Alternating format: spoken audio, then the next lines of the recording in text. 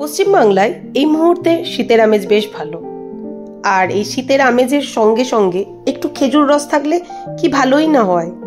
শীত আসলে খেজুর রসের কথা এই যুগের মানুষ হয়তো অতটা উপলব্ধি করতে পারে না, কারণ সেই অপ্রতুল পরিমাণে খেজুর রস এখন পাওয়া যায় না।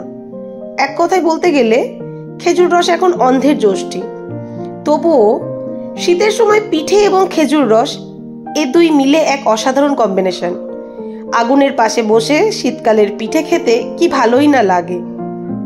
আজ আপনাদের সামনে তুলে ধরব পুরুলিয়ার কথা।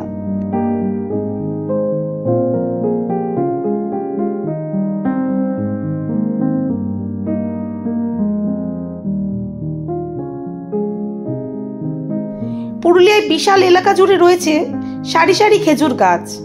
সেই খেজুর গাছের রস আহরণ করে বহু মানুষ জীবিকা নির্বাহ করে থাকে। সেটা হয়তোবা হতে পারে ভিন্ন রাজ্যের, কিন্তু বহু মানুষ এই খেজুর রস সংগ্রহ করে তাদের জীবিকা নির্বাহ করে থাকেন। শিউলি শব্দটা এই মুহূর্তে শোনাই যায় না, বলতে গেলে অবলুপ্তির পথে। শিউলিরা গাছ কাটেন, খেজুর রস সংগ্রহ করেন, সেই রস থেকে তৈরি হয় খেজুর গুড়। পুরুলিয়ার এই খেজুর গুড় বড় বিখ্যাত।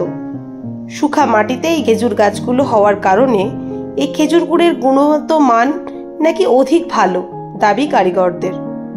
খেজুর গাছের মাথার অংশের ছাল ছাড়িয়ে কিছু জায়গা কেটে হাঁড়ি বেঁধে দেওয়া হয়।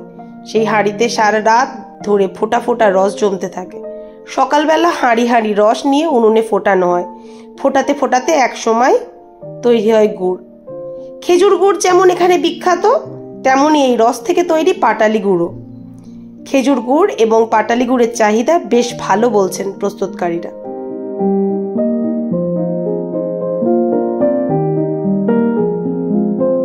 ওই তো ডেগ আছে, ডেগে মানে আমরা নিয়ে চাপ করে রস ভোর 3টার সময় পেড়ে নিয়ে আসি, সেটা ফুটাতে হয়, ফুটে সেটা গুড় হয়।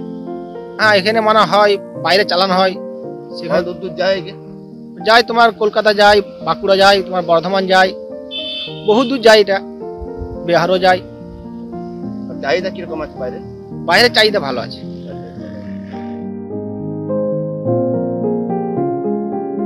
ব্যুরো রিপোর্ট, বাংলা এখন।